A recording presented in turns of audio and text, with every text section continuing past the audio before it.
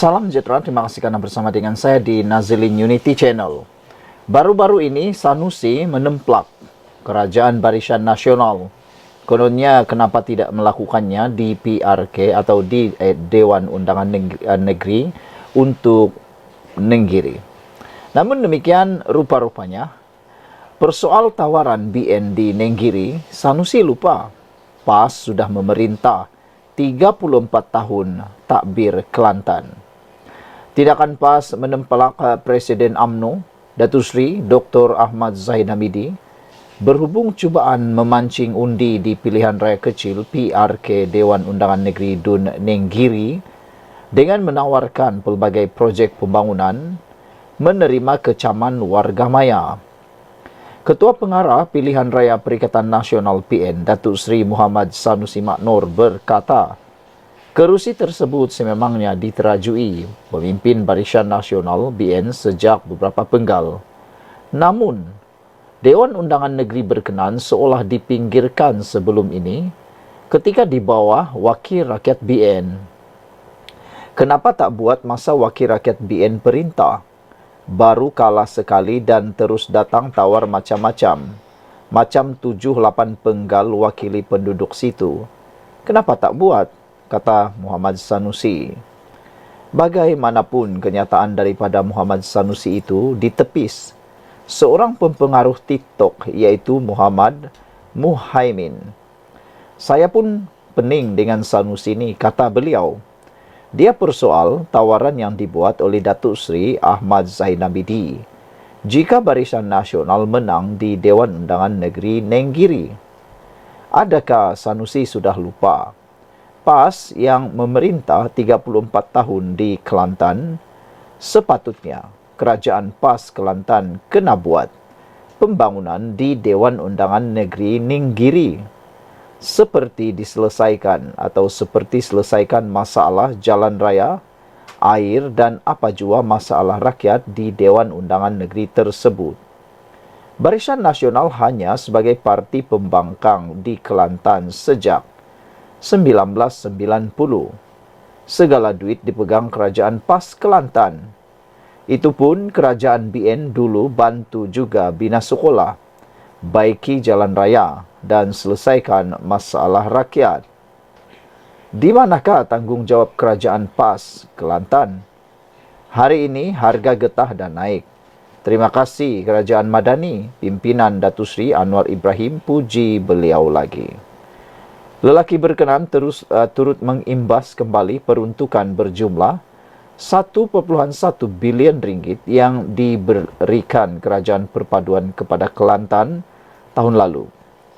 Sekaligus menyifatkan Anwar Ibrahim dan Ahmad Zahid Hamidi tidak pernah meminggirkan negeri tersebut. Kita ucap terima kasih Kerajaan Perpaduan. Tidak pernah pinggirkan Kelantan sejak menang PRU15, ujarnya lagi. Saudara-saudara sekalian, dengan pendedahan dan juga dengan pencerahan yang luar biasa ini, maka kita mula faham dan mula persoal kenapa Sanusi persoal tentang tawaran yang diberikan oleh Barisan Nasional itu, padahal merekalah kerajaan negeri di Dewan Undangan Negeri Kelantan sejak 30 lebih tahun yang lampau. Kenapa mereka tidak bantu? Kenapa tidak membangunkan Dewan Undangan Negeri Nenggiri? Itu persoalan yang ditimbulkan oleh TikTokers ini. Sekian untuk kali ini. Jangan lupa tinggalkan komen Anda, tekan butang subscribe. Bye-bye. Salam sejahtera, terima kasih karena bersama dengan saya di Nazilin Unity Channel. PRK Nenggiri makin menjelang. Esok ialah penamaan calon. Hari ini sekali lagi pendedahan. Bukti dalil agama hanya taktik politik PAS. Ditulis oleh Ahmad Mursi.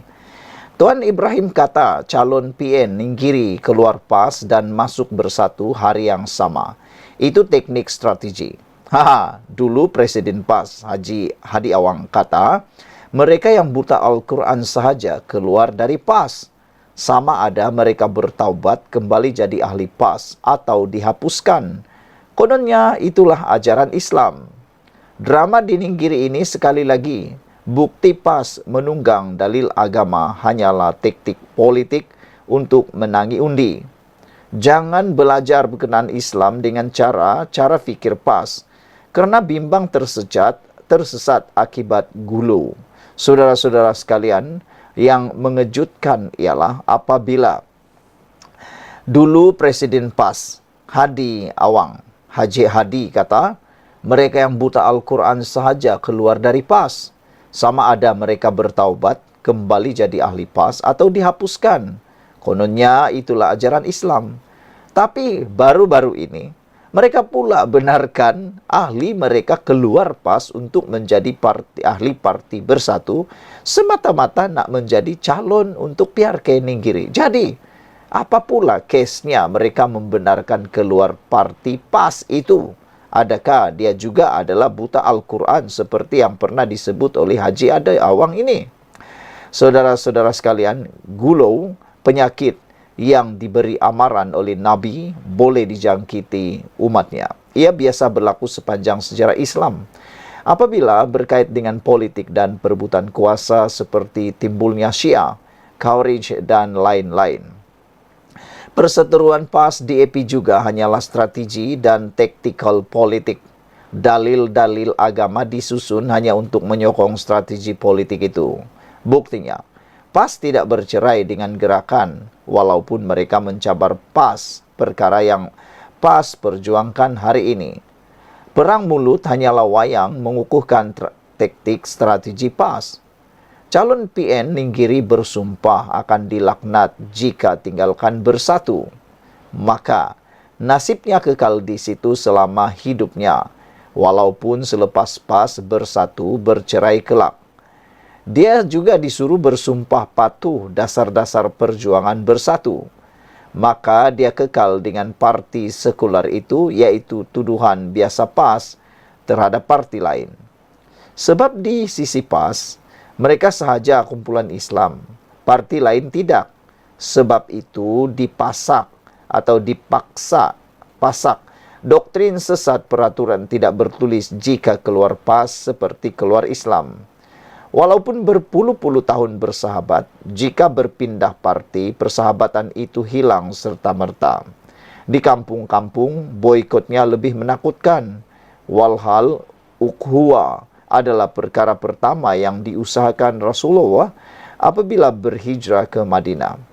Puncanya, kerana politik gaya Khawarij yang diterapkan dalam manhaj PAS, ahli bawahan yang cetek pengetahuan agama atau belajar agama melalui ustaz-ustaz PAS, lakukan kafir-mengkafir tidak lagi berlapik di grup-grup WhatsApp serta media sosial, dan ini sangat menakutkan. Saudara, ini pendedahan paling luar biasa. Ini mudah untuk Anda fahami dan mudah untuk Anda share kepada semua orang. Bukti dalil agama hanya taktik politik PAS. Tuan Ibrahim kata calon PN Ninggiri keluar PAS dan masuk bersatu hari yang sama, itu taktik strategi. Malangnya, dulu Presiden PAS Haji Hadi pernah berkata, mereka yang buta Al-Quran sahaja keluar dari PAS. Sama ada mereka bertaubat, kembali jadi ahli PAS atau dihapuskan. Kononnya itulah ajaran Islam. Drama Ninggiri ini sekali lagi bukti PAS menunggang dalil agama hanyalah taktik politik untuk menangi undi. Jangan belajar berkenaan Islam dengan belajar cara fikir PAS, kerana bimbang tersesat. Gulau ialah penyakit yang diberi amaran oleh Nabi, boleh dijangkiti umatnya. Ini biasa berlaku sepanjang sejarah Islam. Apabila berkait dengan politik dan perebutan kuasa seperti timbulnya Syiah, Khawarij dan lain-lain. Saudara-saudara sekalian, yang lebih membuatkan kita tersedar ialah perseteruan PAS DAP juga hanyalah strategi dan taktikal politik. Dalil-dalil agama disusun hanya untuk menyokong strategi politik itu. Buktinya, PAS tidak bercerai dengan gerakan, walaupun mereka mencabar perkara yang PAS perjuangkan hari ini. Perang mulut hanyalah wayang mengukuhkan taktik strategi PAS. Calon PN Ninggiri bersumpah akan dilaknat jika meninggalkan bersatu. Nah, maka nasibnya kekal di situ selama-lamanya, terpaksa selama-lamanya bersama dengan bersatu. Karena dia sudah mengangkat sumpah laknat. Dia harus bersama bersatu selama hidupnya. Walaupun pas bercerai, bersatu bercerai kelak. Bayangkan, kalau tiba-tiba ditakdirkan pas dan bersatu, bercerai, Perikatan Nasional bubar, apa nasib dengan calon Perikatan Nasional PAS ini yang sudah lompat parti kepada bersatu dan sudah angkat sumpah laknat? Adakah dia akan terkena laknat kalau dia keluar dari parti bersatu dan kembali semula kepada parti yang selama ini mendidik dia, menjadikan dia ahli politik, yaitu parti PAS? Dia ini sudah disuruh bersumpah patuh dasar-dasar perjuangan bersatu. Maka dia kekal dengan parti sekular itu, yaitu tuduhan biasa PAS terhadap parti lain. Sebab di sisi parti PAS, mereka sahaja kumpulan Islam. Parti lain tidak. Sebab itu dipasak. Doktrin sesat peraturan tidak bertulis. Jika keluar PAS seperti keluar Islam. Walaupun berpuluh-puluh tahun bersahabat, jika berpindah parti, persahabatan itu hilang serta-merta. Di kampung-kampung, boikotnya lebih menakutkan. Walhal, ukhuwah adalah perkara pertama yang diusahakan Rasulullah apabila berhijrah ke Madinah. Puncanya karena politik gaya Khawarij yang diterapkan dalam manhaj PAS. Ahli bawahan yang cetek pengetahuan agama ikut-ikutan dan belajar agama melalui ustadz-ustadz PAS, lakukanlah pula kafir-mengkafir, tidak lagi berlapik-lapik di grup-grup WhatsApp serta medsos yang sangat menakutkan. Jadi yang paling mewujudkan kita ialah terbuka minda kita. Kalau tiba-tiba PAS dan bersatu ini bercerai kelak, apa nasib kepada calon Perikatan Nasional Negeri ini? Kesian kan? Sekian dulu untuk kali ini. Jangan lupa tinggalkan komen Anda. Bye-bye.